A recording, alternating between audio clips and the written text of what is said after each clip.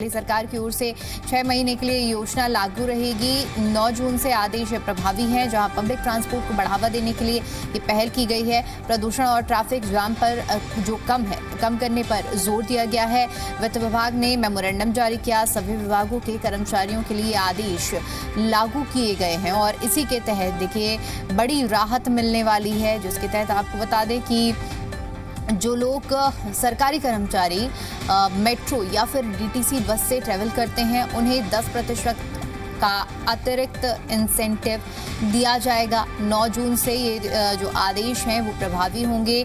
Public transport को बढ़ावा देने के लिए फैसला दिल्ली सरकार की ओर से लिया गया है और अगले 6 महीने तक ये जो सुविधा है वो लागू रहेगी। वित्त विभाग ने इसको लेकर मेमोरेंडम जारी कर दिया।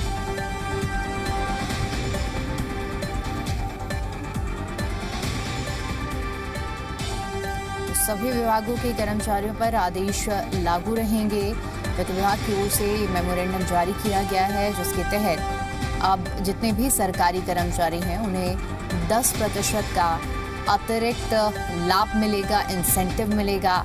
सभी विभागों के कर्मचारियों पर ये आदेश लागू रहेंगे। आड़ी से वजीराबाद तक ओजोन को लेकर लोगों की बेचैनी बढ़ी है। डिमोलिशन रुका है, लेकिन अनिश्चितता अब भी बरकरार है। ओजोन का टैग हटे तब भी पूरी राहत मिलेगी। सरकार की घोषणा से उम्मीद जागी है, डर खत्म नहीं हुआ है, लेकिन यमुना किनारे रिहायशी इलाकों में लोगों को असमंजस राहत की किरण दिखती है, लेकिन स्थायी समाधान भी दूर है। तो दिल्ली के यमुना किनारे बसे बुराड़ी, जगतपुर, मिलन विहार, वजीराबाद और आसपास के इलाकों में ओजोन को लेकर लोगों की चिंता अभी भी बनी हुई है। सरकार के नए अपडेट में संकेत दिया गया है कि पुराने मकानों को नहीं तोड़ा जाएगा, जबकि नए निर्माणों पर कार्रवाई हो सकती है। इससे लोगों को कुछ राहत जरूर मिली है, लेकिन लोग स्थायी समाधान इसे नहीं मान रहे हैं। स्थानीय निवासियों का कहना है कि जब तक रिहायशी इलाकों को पूरी तरह से ओजोन से बाहर नहीं किया जाता है, तब तक उनके घरों और भविष्य पर खतरा बना रहेगा। लोग ओजोन से स्थायी मुक्ति की मांग कर रहे हैं।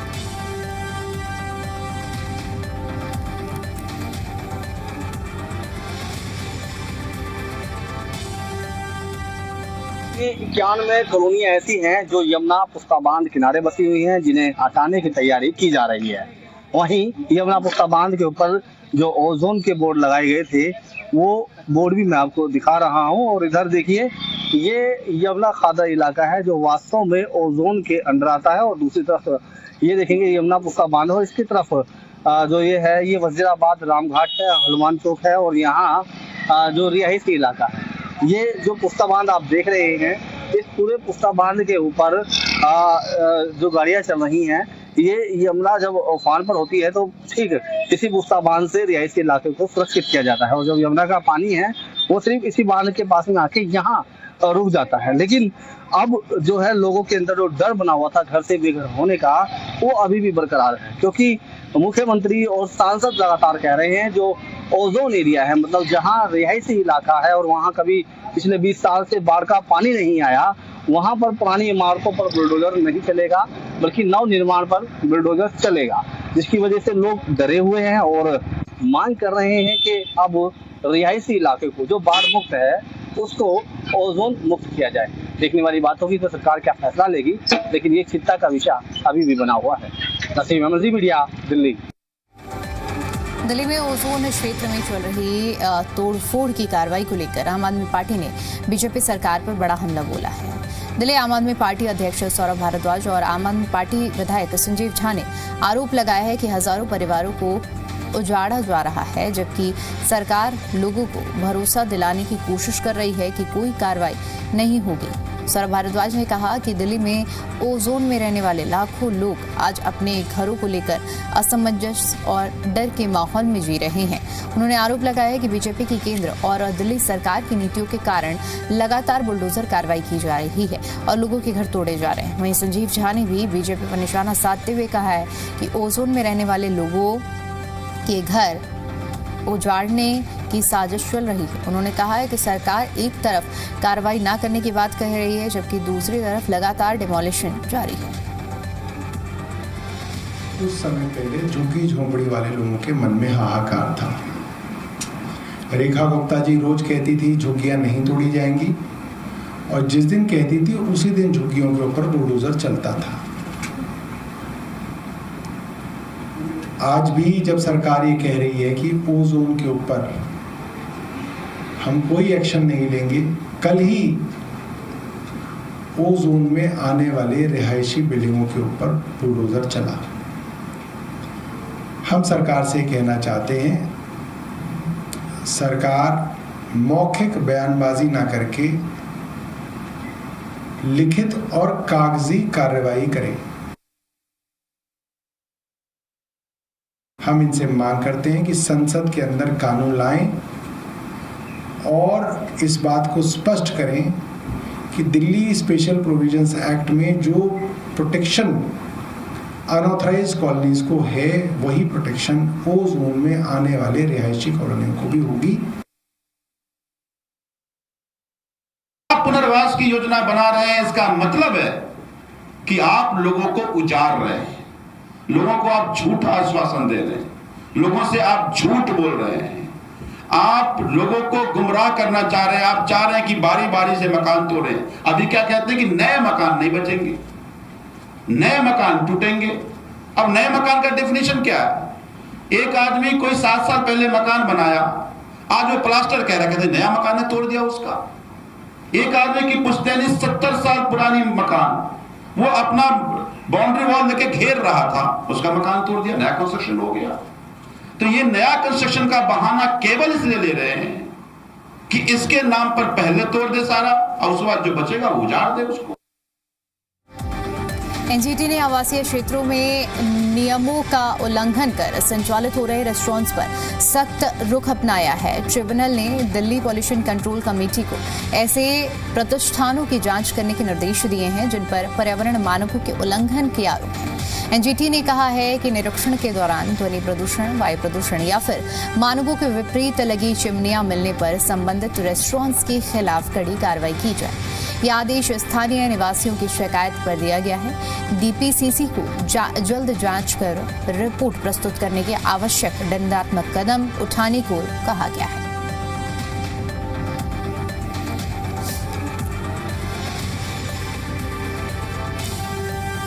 तो देखिए, प्रदूषण फैलाने वालों पर शिकंजा कसा जाएगा और इसके लिए एक्शन की तैयारी की गई है और इस पर एनजीटी की पूरी पैनी नजर है। डीपीसीसी की रिपोर्ट तैयार हो गई है और इसी के आधार पर प्रदूषण फैलाने वालों को चिन्हित किया जा रहा है और उन पर शिकंजा कसा जाएगा। ध्वनि और वायु प्रदूषण को भी इसके शिकंजे में रखा गया है। इसका जो उल्लंघन करेगा उस पर सख्त से सख्त कार्रवाई की जाएगी। एनजीटी ने डीपीसीसी से जो रिपोर्ट है उसकी मांग की है और प्रदूषण फैलाने वालों पर अब शिकंजा कसा जाएगा। यानी कि दिल्ली में जो बड़ी समस्या रहती है, दिल्ली हम देखते हैं हर साल किस तरह से AQI कितना ज़्यादा बढ़ जाता है और लोगों को कितनी तकलीफों का सामना करना पड़ता है।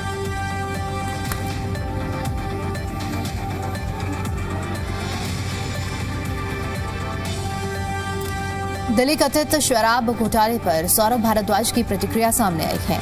सीएम रेखा गुप्ता से आम आदमी पार्टी ने जवाब मांगा है। घोटाला कब का, सीएम रेखा गुप्ता बताएं। शिकायत किसने की, जवाब दे सरकार। सौरभ भारद्वाज ने कई सवाल उठाए हैं। पहले तथ्य साफ करे सरकार, ये सौरभ भारद्वाज की ओर से कहा गया है और शिकायत किसने की है, जवाब दे सरकार, ये भी उनकी ओर से कहा गया है।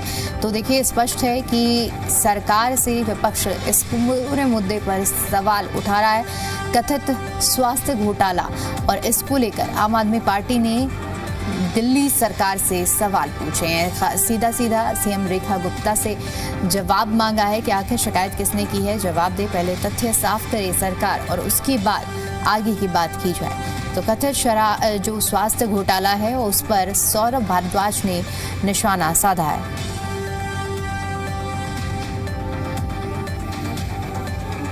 रेखा गुप्ता की सरकार के समय का घोटाला है या आम आदमी पार्टी के समय का घोटाला है? आम आदमी पार्टी के समय का सर। आम आदमी पार्टी के समय का है। तो फिर अभी वाली DGHS को क्यों हटा दिया?